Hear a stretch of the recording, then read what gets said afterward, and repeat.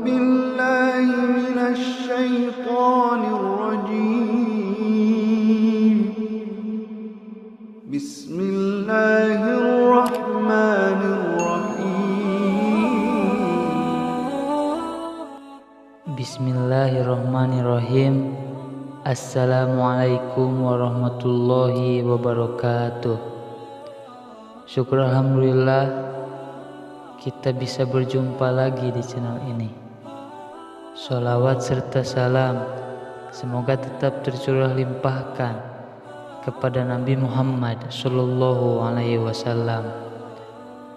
Harapan dan doa saya, semoga saudaraku selalu diberikan kesehatan, dilapangkan rezekinya, diampuni dosa-dosanya, dan dipanjangkan umurnya. Amin ya rabbal alamin. Sahabat beriman yang dirahmati Allah, siapa yang tidak ingin dicintai oleh Allah Subhanahu wa Ta'ala, Sang Maha Pencipta apapun itu? Dicintai dan disayangi oleh Allah Subhanahu wa Ta'ala tentu saja menjadi impian tertinggi bagi setiap hamba, karena tidak ada rasa cinta dan sayang yang melebihi rasa cinta dan sayang milik Allah Subhanahu wa Ta'ala. Sebenarnya ada beberapa hal yang jadi tanda dicintai oleh Allah Subhanahu wa Ta'ala yang bisa kita lihat dan rasakan. Bagaimana kita mengetahui apakah Allah Subhanahu wa Ta'ala mencintai dan menyayangi kita atau tidak? Dalam sebuah hadis Nabi Sallallahu Alaihi Wasallam, beliau bersabda, apabila Allah Subhanahu wa Ta'ala mencintai seorang hamba, maka dia akan menyeru Jibril.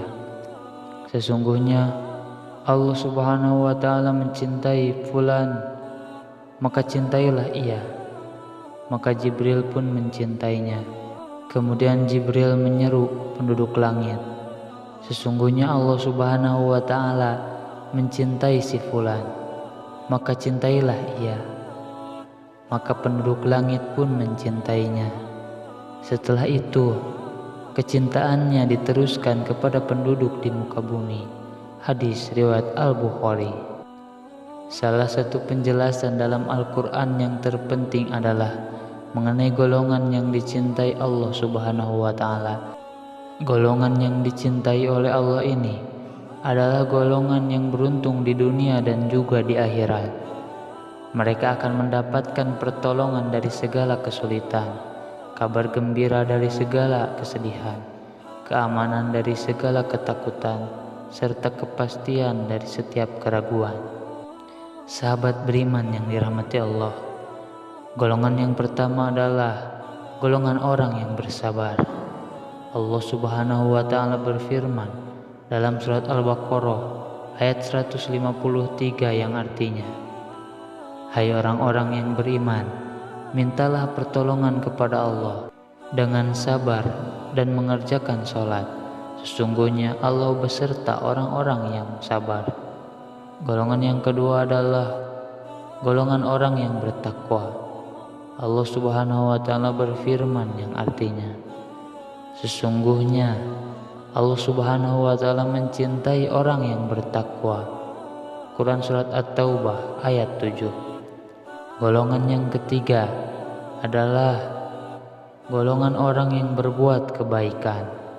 Sesuai firman Allah Subhanahu wa Ta'ala dalam surat Al-Maidah ayat 13 yang artinya, maka maafkanlah mereka dan biarkanlah mereka, sesungguhnya Allah Subhanahu wa Ta'ala menyukai orang-orang yang berbuat baik.